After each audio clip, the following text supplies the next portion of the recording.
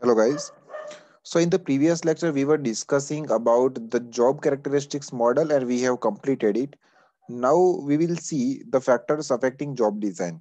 So guys, as we are discussing the chapter 1 unit 4 job design, in the job design now we will discuss factors affecting job design, and here we are given the different factors that affect to the job design. Let's see it one by one. The first factor is technology, the second is usage, then production cost, space available, agreements with trade unions, available resources, number of employees, production process, and need for job satisfaction. So, guys, let's see the technology, how the technology will affect the job design. So, guys, as you know it very well, that job design means it is design of job in a such a way so that an employee get less bored with the job. He will not get tired with the job, and he will also do the work very efficiently, and the chances of accident will also be reduced. So it is a kind of job design. Now we'll see how the technology will affect the job design. So let's see it one by one. The job must be designed in such a way that it consists with the technology adopted. So the must and the latest technology must be suitable with the job that is designed in the company. So the job must be designed in such a way that it is consistent with technology adopted.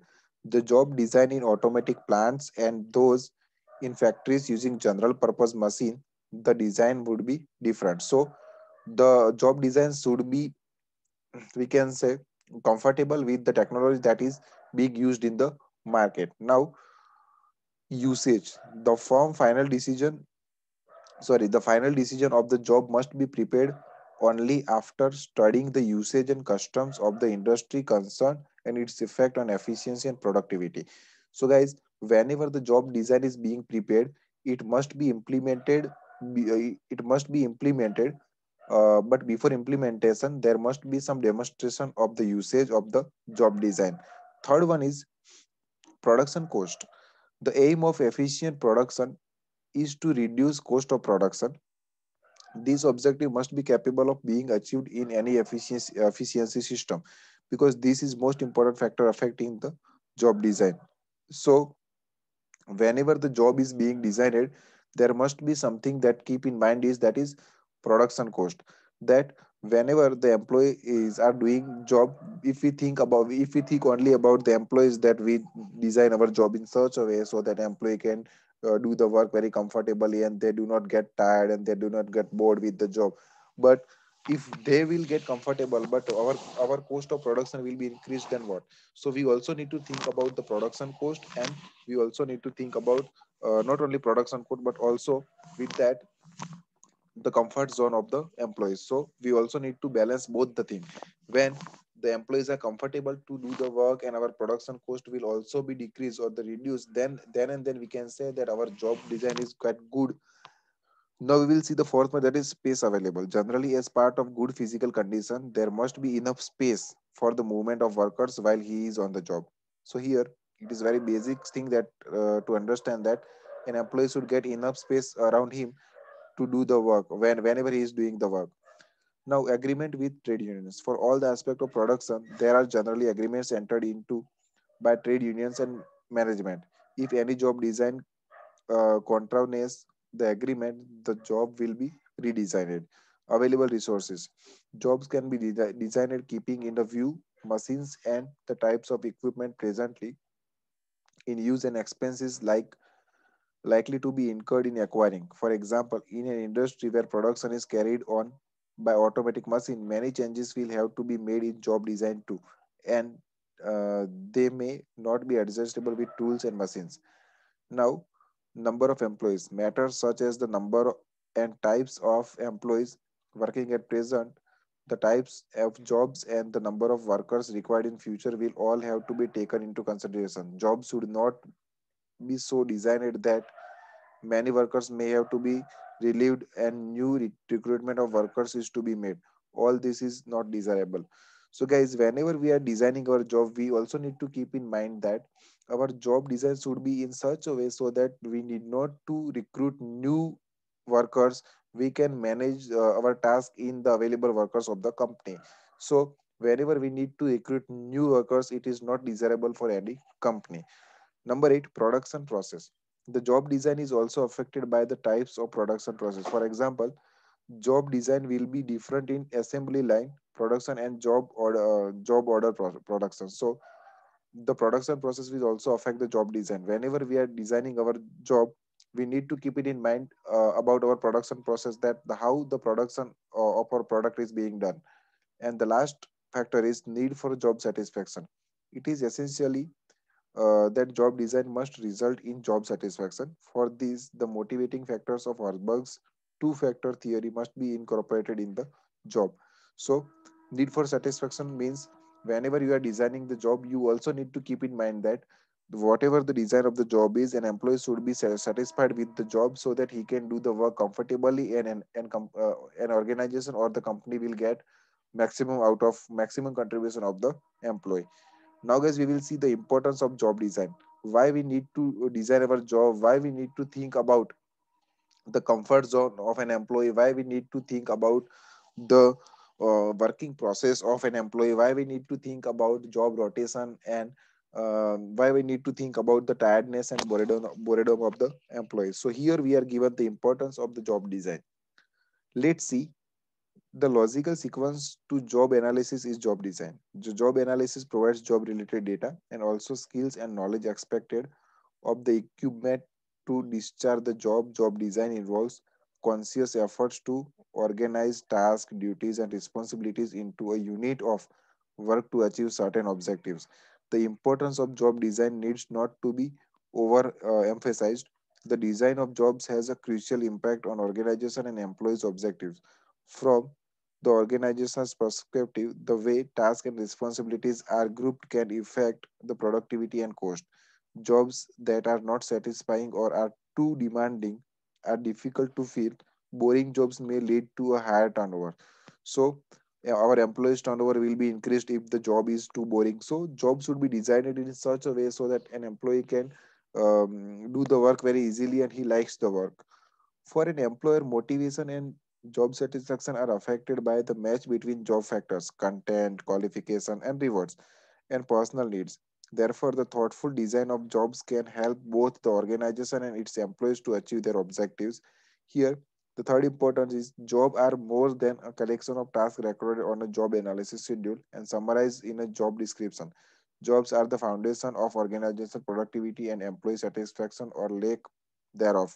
How well jobs are designed will play an increasingly important role in the success, even in the survival of an organization. So, here in the third importance, we are said that when the job is designed well, then no matter what the situation of an organization is, an employee do the work very efficiently because he likes the job, because the job is designed in such a way so that each and every employee likes the job. So the work will be going on for the every time, no matter what the situation is. And the last important is the job should be so well designed that may provide good pay and benefit and better working conditions. So here the explanation itself say they should also provide interesting, rewarding, and satisfying experience to the employees. On the other side, it may be stated that poorly designed jobs may lead to lower productivity, employee turnover, absenteeism, complaints, um sabots, unionizations, then resignations and other problems. So when the job is not properly designed, then such kind of problems may be occurred. So these are what the importance of job design. Now we will see job redesign. Job redesign means whatever our design of the job is, we need to think about redesigning of the job.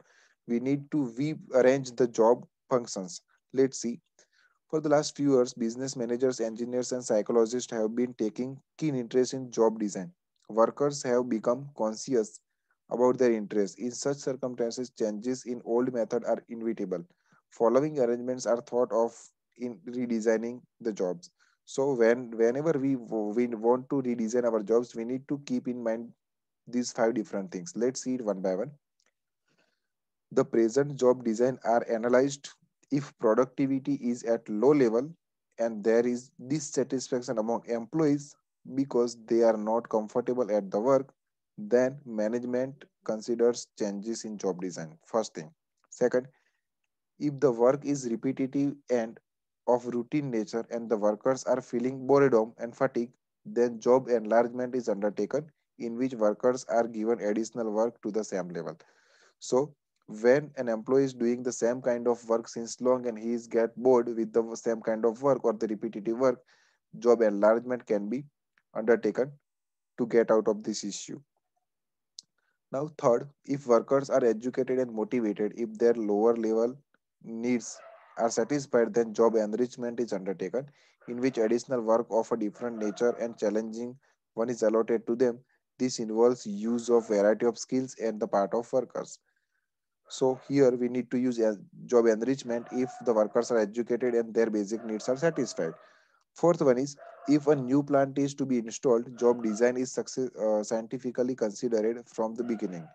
Purchase of machine is also done with job design in a view. Number five, jobs once designed should not become permanent. Job designs must be reconsidered from time to time and if need be necessary changes are made. So job design should not be permanent. It should be changed according to the situation, according to the conditions in the market. And if redesigning the jobs is not very expensive, they help in increasing productivity and removing dissatisfaction of workers. So now we will see the job rotation, what exactly the job rotation is. So from the word itself you can understand that job rotation means an employee get different kind of job time to time. Job rotation is a part of philosophy of job design. It's changing of jobs to remove boredom and monotony of workers. So when an employee doing different kind of job time to time, then he will not get bored with the same kind of work. So let's see. Following are some definitions of job rotation. Here we are given different definitions of job rotation. Let's see it one by one. Job rotation is the shifting of an employee from one job to another so that monotony and boredom are reduced and the job involves skills variety. Second, job rotation is moving employee among different tasks in the same group over a period of time. Stephen Robbins said when an activity is no longer challenging, the employee would be rotated to another job at the same level that has similar skills and requirements. Here, job rotation is exchange of job for employees in the same work group. So here we can clearly understand that with the same responsibility and the same level, when an employee is given different kind of job, then he is it is known as job rotation. Let's see further.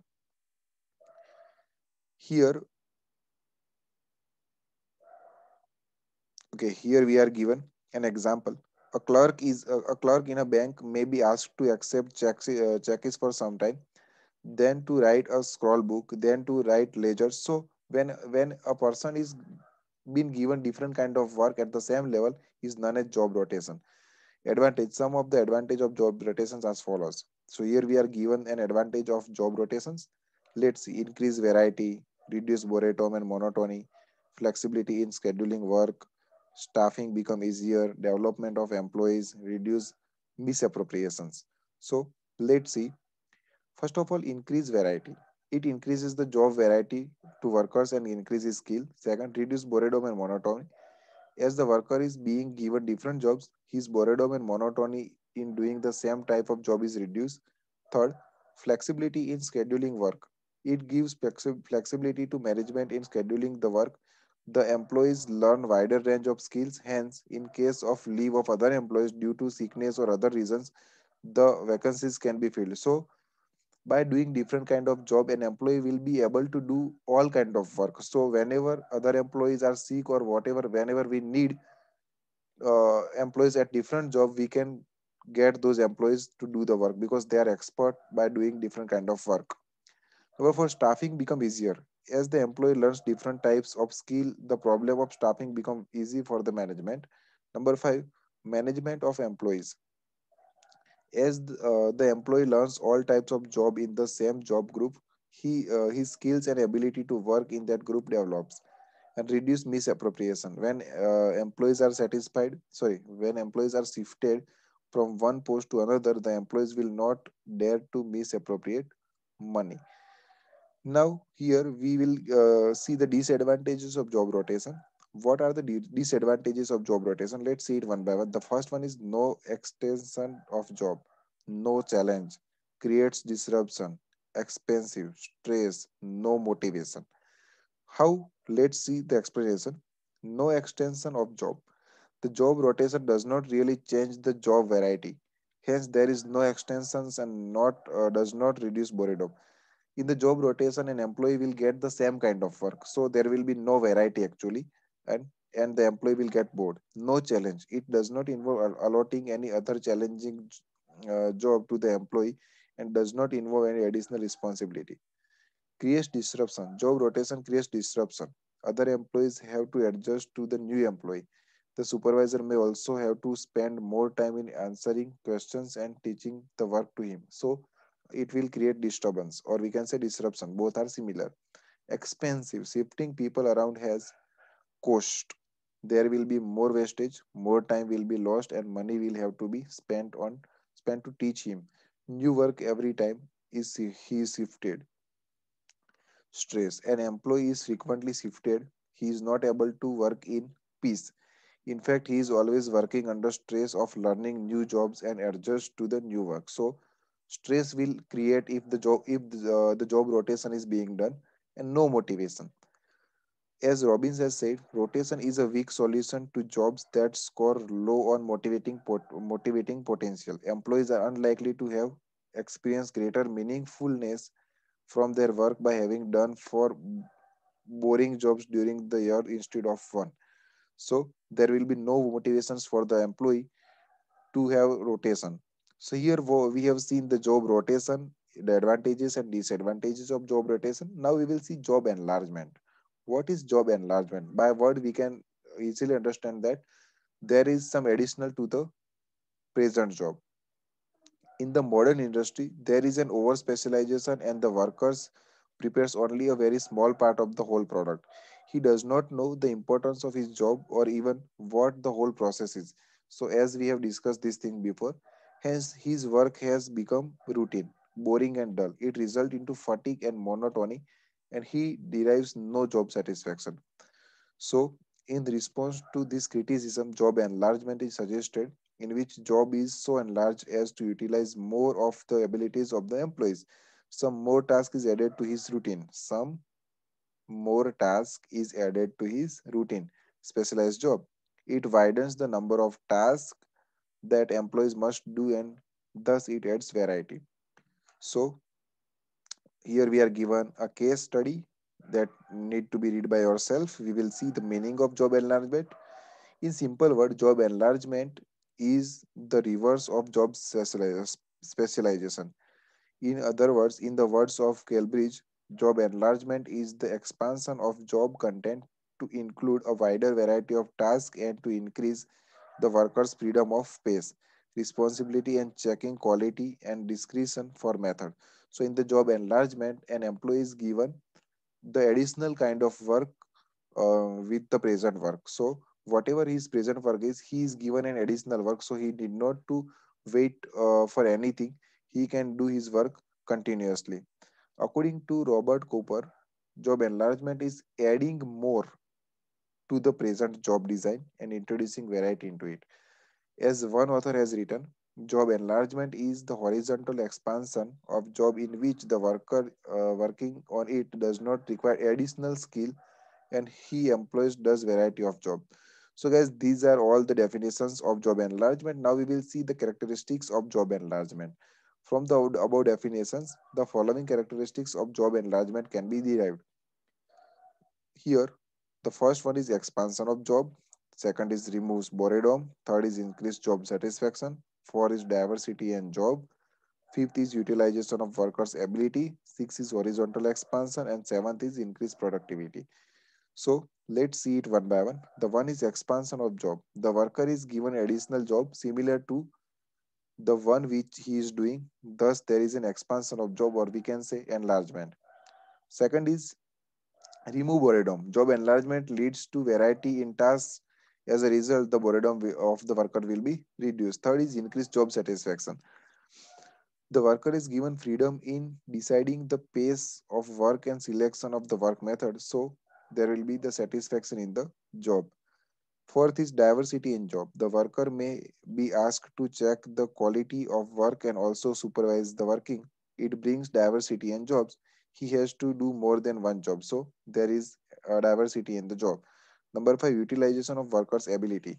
As the workers are given certain freedom, his abilities are utilized to cut full extent. Horizontal expansions. The job enlargement is expansion of the jobs on the same level. It is horizontal expansion because the expansions of when the expansions is being done on the same level, we can say it is a horizontal expansions. The additional work given to him involves the use of same type of skill. And number seven, increases productivity.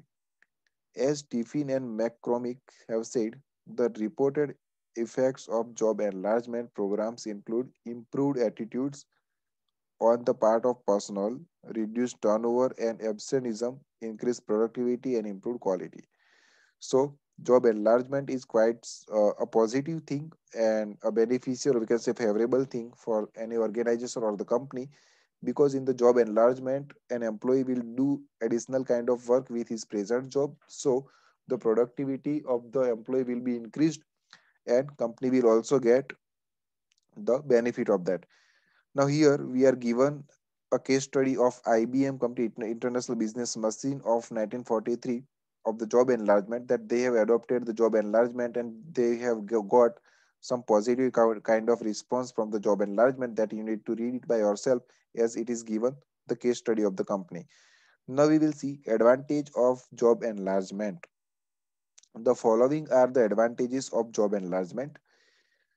So we will see the quality of work improves in the above research. So here we are given the research that you need to read it by yourself. In the above research, the pump is washing machine rejection were reduced from 5 to 0.5%. So you, by adopting job enlargement, the quality of work improves. It leads to the cost reduction. The cost of the production will be reduced. It reduced labor turnover. Labor will be more satisfied with the job, so they will not leave the company. So the labor turnover will be reduced. Then breaks monotony, reduce boredom, and motivate workers. So the workers need not to do the same kind of work. They will get additional work. So it breaks monotony. They will not be get bored easily, and they will be motivated to do the work. Number five, reduce complaints. As the motivated workers increased productivity and make maximum use of their abilities. So when employees get more opportunities and more scope, their complaint will be reduced, and the moral of employees increases, which is beneficial to both. And by doing all the enlargement activity, the moral of employees will be raised or increased. So company as well as an employee both will get the benefit of that. Now we will see limitations of job enlargement. As we have seen the advantages of job enlargement, we know that it is very good to adopt, but now there are some limitations of job enlargement that will be read by us. So it may not be applicable to all employees, because some employees by nature like the routine and repetitive work. So the employees who likes their routine work will not this will not be suitable for them. All jobs are not amendable to enlargement. There are certain jobs which cannot be combined with some other job. Supervisions become necessary due to job enlargement, and workers do not tolerate it, because in the job enlargement the worker will give an additional work with their present work. So supervision becomes necessary because the load of work will be high. So there is a possibility of doing mistakes and the error in the work. Now, as it is simply horizontal expansion of job involving same skill, it does not make the job interesting, because an employee need to do the same kind of work. So it may not be increasing. Number five, it does not involve use of variety of skills and so does not lead to job satisfaction. So in the job enlargement, an employee need to do the same kind of work. So he will not might get satisfied with the job enlargement. As Robin has put it, while job enlargement attacked the lack of diversity in the over specialized job, it did little to entail challenge or meaningfulness to a worker's activities. So here, as we have the job seen the job enlargement, now we will discuss job enrichment. What is job enrichment? Job enrichment, it is a vertically given the additional task. Means, let's see, job enrichment was introduced to deal with shortcoming of job enlargement. The aim of both is the same. However, in the job enlargement, a worker is given additional tasks involving the same type of skill. It is horizontal expansions. But while in the job enrichment, as we are seeing a job enrichment, there is vertical expansions in which the worker is asked to do additional job involving different skill and involves additional responsibility.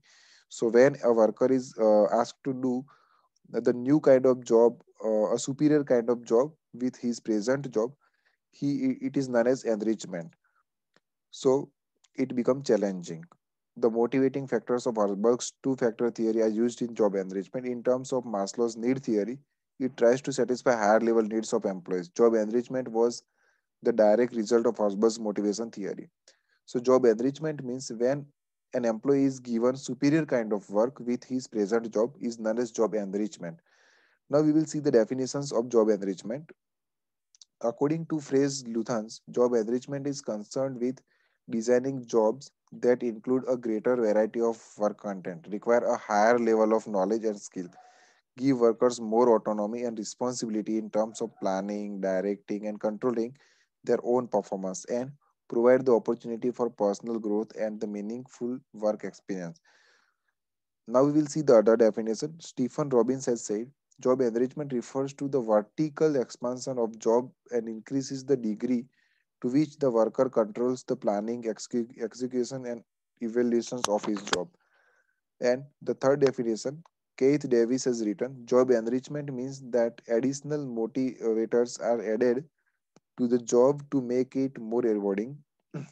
Job enrichment is an expansion of an earlier concept of the job enlargement, which sought to give workers a wider variety of duties in order to reduce monotony.